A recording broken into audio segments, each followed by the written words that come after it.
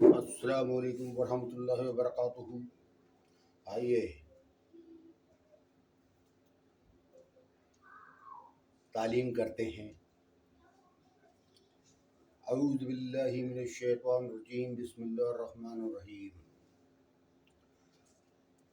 اللہم صلی علی محمد وعلی آل محمد کما صلیت علی ابراہیم وعلی آل ابراہیم انک حمید مجید۔ اللہم بارک علی محمد وعلی آل محمد کما بارکت علی ابراہیم وعلی آل ابراہیم انک حمید مجید۔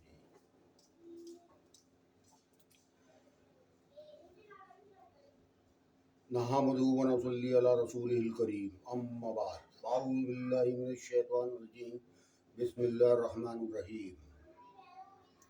اللہ تعالیٰ کی قدرت سے براہ راست استفادہ کے لیے اللہ رب العزت کے اوامر کو حضرت محمد صلی اللہ علیہ وسلم کے طریقوں پر پورا کرنے میں سب سے اہم اور بنیادی عمل نماز ہے۔ اللہ تعالیٰ کا ارشاد ہے، بے شک نماز بے حیائی اور برے کاموں سے روکتی ہے۔ سورہ عنکبوت نمبر 45 آیت۔ اللہ تعالیٰ کا ارشاد ہے، جو لوگ ایمان لائے اور نیک عمل کرتے رہے، خاص طور سے نماز کی پابندی کی اور زکوٰۃ ادا کی، تو ان کے رب کے پاس ان کا ثواب محفوظ ہے اور نہ ان کو کسی قسم کا خوف ہوگا اور نہ وہ غمگین ہوں گے۔ سورہ بقرہ 277 نمبر آیت ہے قرآن کی۔ اللہ تعالیٰ نے اپنے رسول صلی اللہ علیہ وسلم سے ارشاد فرمایا، آپ میرے ایمان والے بندوں سے کہہ دیجئے کہ وہ نماز کی پابندی رکھیں اور جو کچھ ہم نے ان کو دیا ہے اس میں سے کچھ خفیہ اور اعلانیہ خیرات بھی کیا کریں، اس دن کے آنے سے پہلے کہ جس دن نہ کوئی خرید و فروخت ہوگی کہ کوئی چیز دے کر نیک اعمال خرید لیا جائے، اور نہ اس دن کوئی دوستی کام آئے گی کہ کوئی دوست تمہیں نیک اعمال دے دے۔ سورہ ابراہیم 31 نمبر آیات کا یہ ترجمہ ہے۔ حضرت ابراہیم علیہ السلام نے دعا فرمائی ہے، میرے رب مجھ کو اور میری اولاد کو نماز کا خاص اہتمام کرنے والا بنا دیجیے۔ اے ہمارے رب، اور میری یہ دعا قبول کر لیجیے۔ سورہ ابراہیم 40 نمبر آیات۔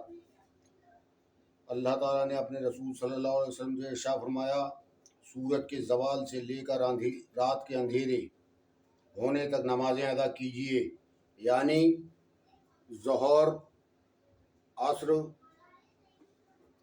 مغرب، عشاء اور فجر کی نماز بھی ادا کیا کیجیے۔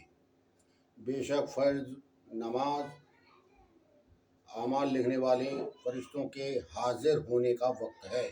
سورہ بنی اسرائیل 78 نمبر آیات۔ اللہ تعالیٰ نے کامیاب ایمان والوں کی ایک صفت یہ بیان فرمائی کہ یہ اپنی فرض نمازیں کی پابندی کرتے رہیں۔ سورہ مومنین 9 نمبر آیات۔ اللہ تعالیٰ کا ارشاد ہے، ایمان والو، جب جمعہ کے دن جمعہ کی نماز کے لیے اذان دی جائے تو تم اللہ تعالیٰ کی یاد یعنی خطبہ اور نماز کی طرف فوراً چل دیا کرو، اور خرید و فروخت اور اسی طرح دوسرے مشاغل چھوڑ دیا کرو۔ یہ بات تمہارے لیے بہتر ہے اگر تمہیں کچھ سمجھ ہو۔ سورہ جمعہ 9 نمبر آیت۔ حضور پاک صلی اللہ علیہ وسلم کی پیاری سی حدیثیں اب آ رہی ہیں۔ ابھی تک تو اللہ کا فرمان چل رہا تھا قرآن کا، جو میں نے آپ کو ترجمہ سنایا۔ حضرت عبداللہ بن عمر رضی اللہ تعالیٰ عنہ روایت کرتے ہیں کہ رسول اللہ صلی اللہ علیہ وسلم نے ارشاد فرمایا، اسلام کی بنیاد 5 ستونوں پر قائم کی گئی ہے: لا الہ الا اللہ محمد رسول اللہ کی گواہی دینا، یعنی اس حقیقت کی گواہی دینا کہ اللہ تعالیٰ کے سوا کوئی عبادت اور بندگی کے لائق نہیں، اور محمد صلی اللہ علیہ وسلم اللہ کے بندے اور رسول ہیں۔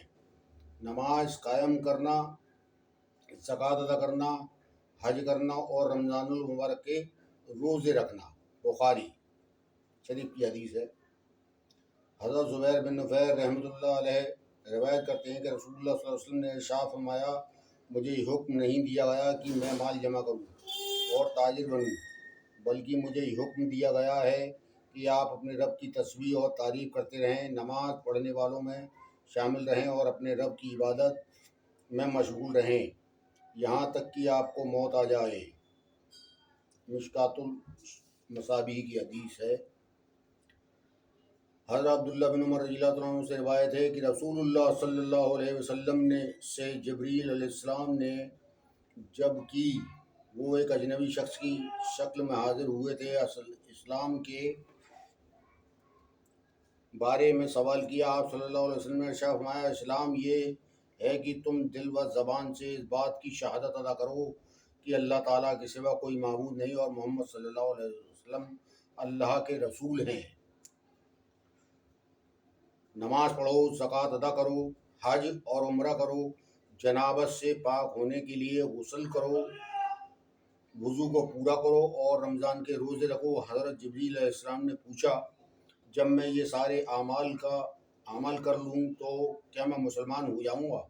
ارشاد فرمایا، ہاں۔ حضرت جبریل علیہ السلام نے عرض کیا، آپ نے سچ فرمایا۔ حضرت قر بن داموس رضی اللہ عنہ فرماتے ہیں کہ ہماری ملاقات نبی کریم صلی اللہ علیہ وسلم سے حجۃ الوداع میں ہوئی۔ ہم نے عرض کیا، یا رسول اللہ، آپ ہمیں کن چیزوں کی وصیت فرماتے ہیں؟ آپ صلی اللہ علیہ وسلم نے ارشاد فرمایا، میں تم کو اس بات کی وصیت کرتا ہوں کہ نماز قائم کرو، زکوٰۃ ادا کرو، بیت اللہ کا حج کرو اور رمضان کے روزے رکھو۔ اس میں ایک رات ایسی ہے جو 1000 مہینوں سے بہتر ہے۔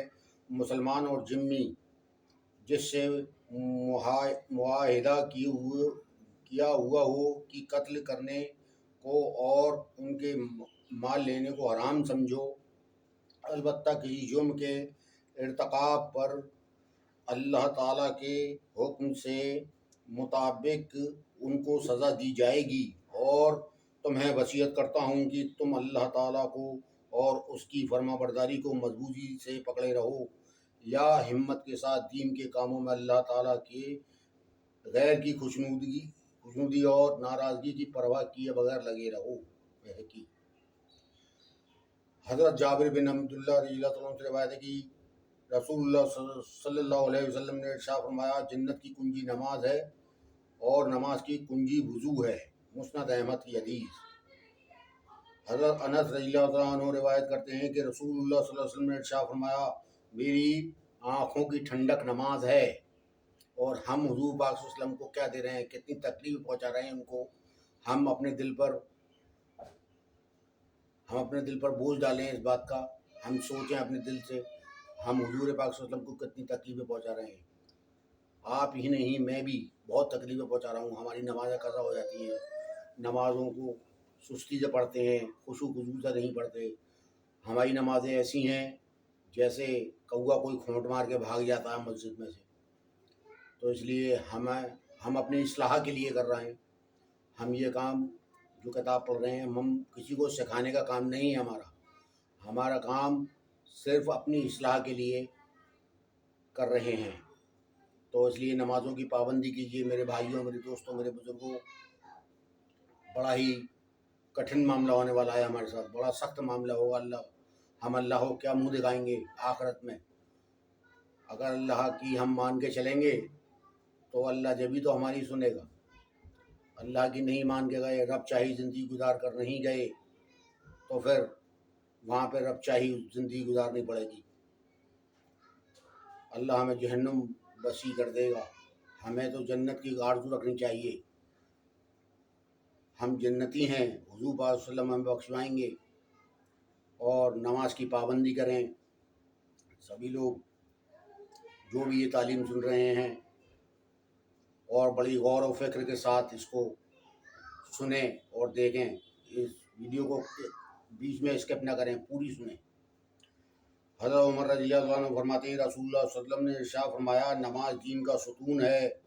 حضرت علی رضی اللہ عنہ سے روایت ہے کہ رسول اللہ صلی اللہ علیہ وسلم نے آخری وصیت یہ ارشاد فرمائی، نماز اپنے غلاموں اور ماتحتوں کے بارے میں اللہ تعالیٰ سے ڈرو، یعنی ان کے حقوق ادا کرو، ان کے حق ادا کرو۔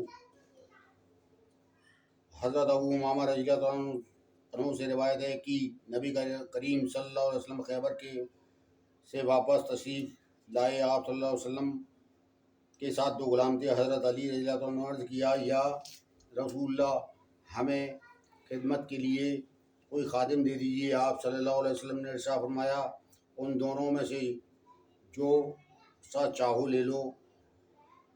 انہوں نے عرض کیا آپ ہی پسند فرما دیں. نبی کریم صلی اللہ علیہ وسلم نے ان میں سے ایک کی طرف اشارہ کر کے فرمایا اس کو لے لو لیکن اس کو مارنا نہیں، کیونکہ خیبر سے واپسی پر میں نے اس کو نماز پڑھتے دیکھا ہے اور مجھے نمازیوں کو مارنے سے منع کیا گیا ہے. تو یہ تھی آج کی حدیث ہماری. اب اس کو آپ غور سے اور فکر سے پوری طرح سے دیکھیں اور میرے یوٹیوب چینل کو سبسکرائب کریں، لائک کریں، شیئر کریں، کمنٹ کریں اور زیادہ سے زیادہ دیکھیں اور سمجھیں اس بات کو. یہ بڑی ہی حضور پاک صلی اللہ علیہ وسلم کی حدیث مبارک تھی جو میں نے آپ لوگوں کو سنائی. یہ ویڈیو زیادہ سے زیادہ دیکھیں اور شیئر کریں، پھیلائیں اس کو. اللہ کا پیغام ہے، حضور پاک صلی اللہ علیہ وسلم کا پیغام ہے ہمارا. یہ میری بات نہیں ہے، یہ حضور پاک صلی اللہ علیہ وسلم ہمارے سرکار کی بات ہے. تو اس کو زیادہ سے زیادہ لائک کریں، شیئر کریں اور کمنٹ کریں پلیز. اور دعا کر لیتے ہیں اس کے بعد. سبحان ربک سبحان اللہ و بحمدہ بتاؤ سبحان اللہ و بحمدہ سبحان اللہ و بحمدہ سبحان اللہ و بحمدہ سبحانک اللہم و بحمدک نشہد ان لا الہ الا انت نستغفرک و نتوب الیک. سبحان ربک رب العزۃ عما یصفون وسلام علی المرسلین والحمد للہ رب العالمین. جب دم بیابتی ہو یا اللہ لب پہ ہو لا الہ الا اللہ محمد رسول اللہ صلی اللہ علیہ وسلم.